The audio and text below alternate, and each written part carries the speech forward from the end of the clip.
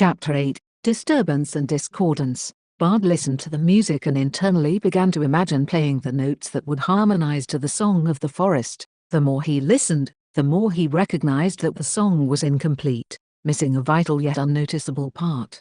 He began to wonder if this was the part often sung by the elder tree in the past before he became a war tree. He wouldn't know until he approached war tree, and he would only get one time to try this. He hoped he got the song right, and could change the war tree from this bloody, unfulfilling path. He knew full well that his life was on the line. As he sat there, meditating, he began to process what had happened to him in the past few days, between encountering the dryads of this forest, meeting Sen's family, and having her thrust a marriage to her on him, no doubt to save his life. He felt overwhelmed to say the least. That and learning that the elder tree had changed into some war tree, and his song was strangely missing from the forest. Was there more to this? Some hidden force at play? Hardly. He surmised that the dryads would have stopped anything like that from happening, unless they were involved. He inwardly sighed. If being pledged was that serious of a deal that they wouldn't kill him, but await the judgment of the elder tree.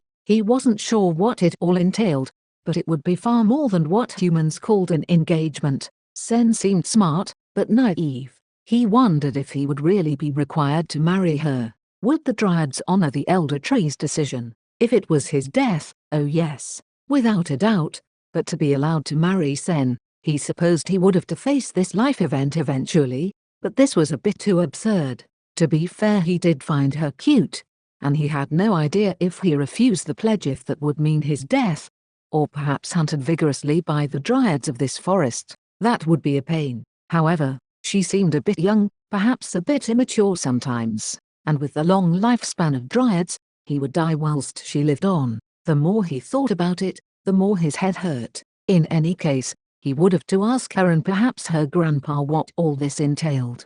Thankfully most if not every other dryad didn't know human tongue. He knew that Sen's vocabulary was limited, so it was quite possible she wouldn't be able to explain what he needed to know. That narrowed it down to just her grandfather. He sighed and banished the thoughts, focusing on the song and feeling grateful that he had learned to join the songs of other forests, to commune with their elders. However, he felt inadequate in this situation. Not only was a vital part missing, he was having to come up with it. He knew that he could change the song, direct it with this part, and hence, he was worried he might not find the right part that the elder sang, and instead come up with his own. The weight of this realization was heavy, to say the least. Bard took a deep breath trying to calm his emotions. For now he needed to focus on the task at hand. With that he tucked away those thoughts and emptied his mind and listened. Gradually his mind faded into the music. Bard wasn't sure how long he had been there when he heard footsteps coming towards him. He opened his eyes and noted that the shadows were lengthening, and that the temperature had begun to drop, indicating that evening was fast approaching. Bard turned toward the footsteps and saw Keith approaching him. "Time's up for today, Tekka," he said as he came up to him. Bard nodded his head to him and then stood and bowed towards sparring tree. "Thank you, friend," he said as the tree returned the bow. Another dryad approached and held out his hands to Bard. Bard looked at Keith, who glanced at his weapon. He realized what was implied and handed the fiddle to the dryad, who flinched, letting out an uneasy breath. Before leaving with the instrument, Bard looked around and realized that there were far fewer spectators than before. "I suppose I'm not that entertaining," he muttered to himself.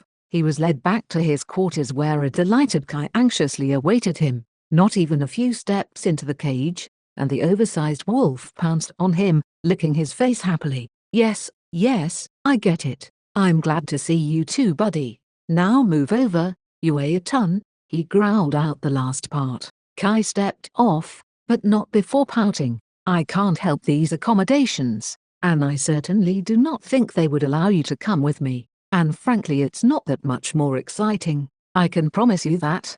Kai sighed, looking defeated, then gave him a furtive glance. "No, look, I'll ask, but don't expect much." Bard sighed. The very next day he noticed the curious dryads almost avoiding and fleeing from around him. No doubt, the large wolf walking a few paces behind him didn't help. There also seemed to be an increase in guards as they walked, and Bard sighed. This was certainly more unwanted attention. Perhaps the golden-haired relatives of Sen had agreed. just to see his reaction, see how he would behave if he had less strings attached. Or perhaps because yesterday was so boring that it would be an amusing spectacle. There was also the strange influence that Sen had over her family, and he didn't want to think about the eventuality of what this whole ordeal entailed. Marriage. He stilled his hands. He wanted to pull at his hair and vent his frustrations out loud, but he didn't need the sort of attention that might bring. At least the elder dryad, Sen's grandfather, seemed aware of the situation and his unknowing stumble into this. They came to the training grounds where Sen was once again finishing her training. She seemed delighted to see Kai, and ran over and past Bard as she embraced the oversized creature. Bard sighed. "Hello, Sen," he said, and she snickered as she nuzzled into Kai's fur. Then with equal excitement she looked at Bard. "Hi Bard. They let him out?" she asked, and Bard chuckled. It was an obvious question, one that he didn't need to answer, though he was just a bit jealous. She seemed way more favorable of Kai than to him. He seriously wanted to question if she had made the pledge just so she could be around Kai more, or if she really liked him. As if sensing his thoughts, she turned and grabbed his hand and smiled. "Bard, I'll be back at lunch," she said, and Bard looked at her a bit surprised as she skipped off. What was that about? His gaze lingered on her before noticing Amir fuming. "I should try to not aggravate him more," he thought as he received the case with his fiddle. He sighed. Sen seemed perfectly capable of making him her father's enemy without him assisting. At the very least he should avoid adding fuel to the fire. That was her dad's frustration and resentment. Bard looked at Sparring Tree and Keith as they waited for him to approach. He bowed to the tree as Keith stepped back, and Sparring Tree quickly bowed back. Bard sat down and opened his fiddle. He had an idea of how he would handle this, and last time, Sparring Tree was more than a little helpful. He hoped to get similar results today. The hours began to pass and Bard felt a bit tired. This level of concentration and continual formulation was beginning to tax his mind. He looked away at Kai, whose head perked up. He motioned for the wolf to keep relaxing in the shadows.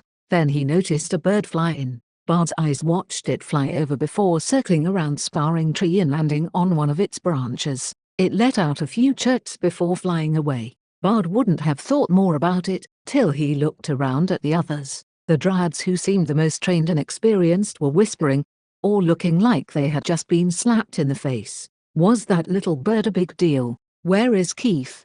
he mused as his eyes scanned. Then he saw the dryad leaning against another tree. His expression was full of so many emotions that it was hard to understand what was going on with him. Bard took a deep breath and listened again. Then he paused and looked up at Sparring Tree. Keith was about to step in, till he noticed the Tekka rise to his feet, looking confused and shocked. Keith's brows furrowed. Has the Tekka noticed it as well? How is that possible? In all Keith's years fighting, not a single Tekka had reacted to something like this. He looked to Amira and noted the small nod. He smirked as he kept in the shadows. So this wasn't some fuss after all. The Tekka had some guts. Keith's interest was growing. Perhaps this is what had first gotten Sen to let the Tekka live instead of killing him on sight. If so, he would need to talk to his niece after all.